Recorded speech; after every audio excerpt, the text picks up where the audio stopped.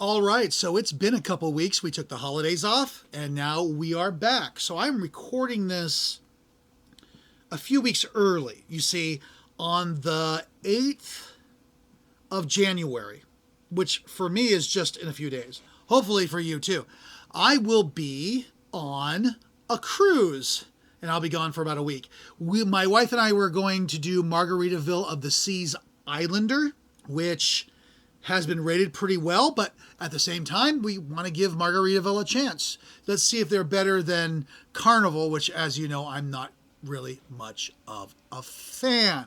So when I come back and we're doing more modern episodes, I will review our time on the Margaritaville. You can also check out our videos on our Instagram, which is Dave Tour Guide. Just go to our Instagram, which is Dave Tour Guide, and you'll see video reviews pretty much as I'm on the ship.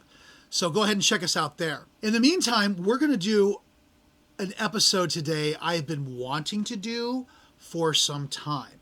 We're going to talk about which cruise is the best for you. So let me say this up front. There is no such thing as the best cruise.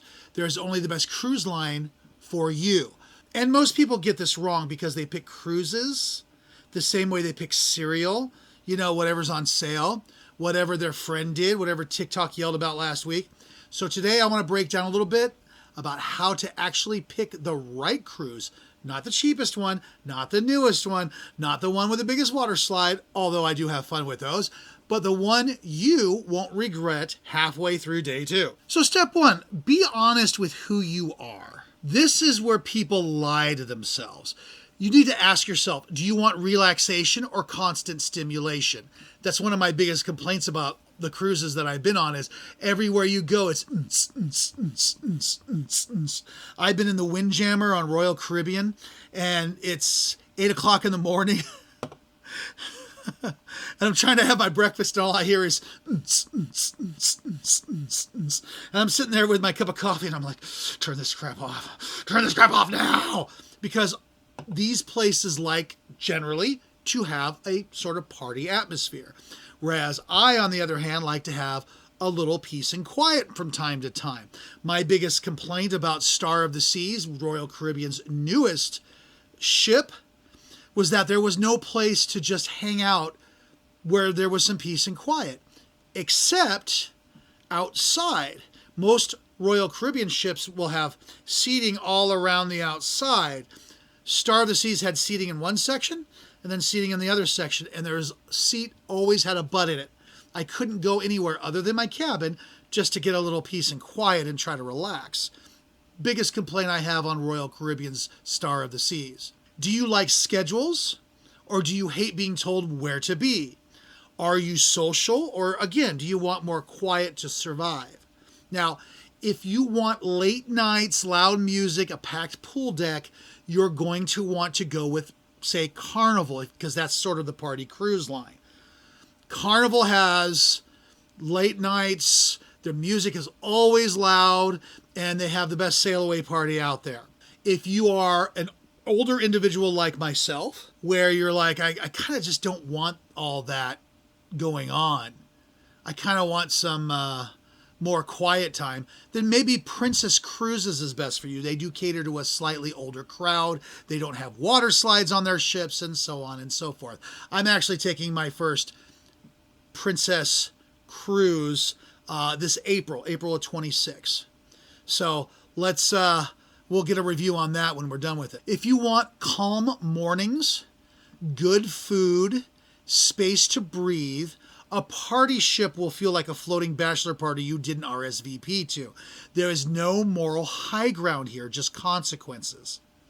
So, step 2, pick the cruise line before the ship. This is a big one. Now, most people say, I'm going to take a cruise to the Caribbean. That's the wrong question. You're not choosing the destination. You need to choose the personality of the cruise ship. Royal Caribbean is very family heavy. They got some of the best marketing out there, and they've positioned their marketing to sort of be a replacement to Disney. For those who've experienced Disneyland and it's too expensive to go back, hey, give us a try. We'll take you to Belize, that sort of thing. Very family heavy. They've got the water slides. They've got the flow rider. They got all this stuff going on. Some liners are very activity packed. Some of them are loud. Some of them are casual. Others are adult focused. Virgin Voyages, which is a smaller cruise line, they're actually a European company. Richard Branson owns them. You know Virgin Records, Virgin this, Virgin that. Virgin Voyages is adults only. You got to be 21 or older just to get on the ship.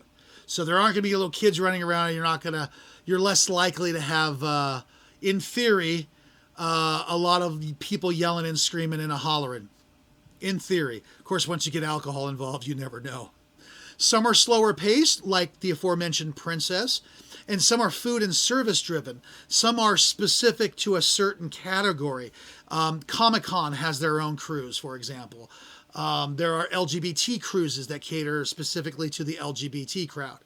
Of course, let's not forget the Disney Cruise Line, which caters to Disney fans, both young and old. But I hear it's a lot of fun. So the same port that you go to can feel completely different depending on the cruise line. You need to choose the vibe first, and then the map comes second. Step 3, size of the ship does matter. Bigger is not always better. Smaller is not always better. Just better is better. So big ships have more restaurants to choose from. There's more shows going on. And of course, there's more crowds. More people, they got to have more restaurants to feed them. They got to have more shows to entertain them. Smaller ships do have fewer choices, a calmer atmosphere, and more personal service. My favorite cruise was on Enchantment of the Seas, Royal Caribbean. My first one was on Navigator. I hated it so much because the food was just horrible. And then my wife surprised me. She got a buy one, get one free cruise on Enchantment. And I went on Enchantment. I enjoyed it very much. The food was so much better. The crowd was less rowdy. I didn't feel like I was packed in like sardines. That's one thing about Star of the Seas is wherever you go, there's a million people everywhere. If crowds stress you out, one of those big mega ships is going to drain you, even if it is beautiful. And they are beautiful. If you get bored easily, a small ship might feel limiting by day 3.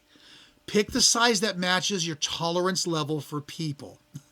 And we all know how I feel about that. Step 4, cabins can make or break the trip.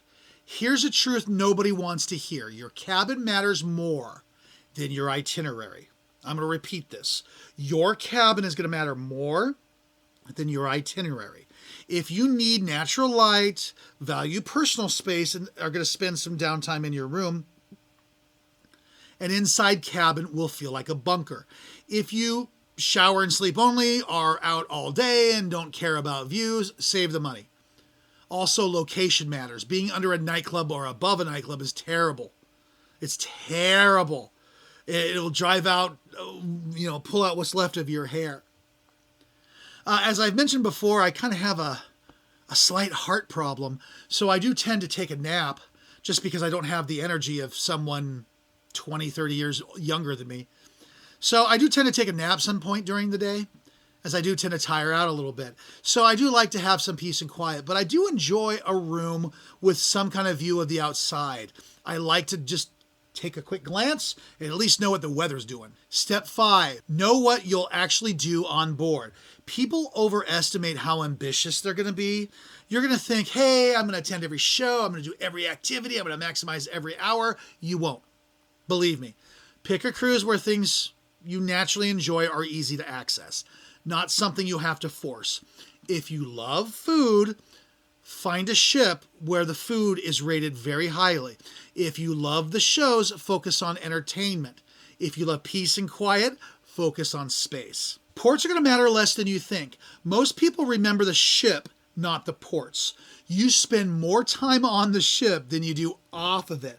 Most evenings are on the ship and all meals are on the ship. A great ship can save a boring port. I can't stand the Bahamas. I don't even get off the ship in the Bahamas. That's actually more room at the water park for me, and I'm happy. Final advice, ignore the internet and listen to yourself. Reviews are helpful, but most are written by people who booked the wrong cruise, people who wanted a different experience, people who are mad about one bad day. So instead of asking, is this a good cruise? Ask, is this a good cruise for me?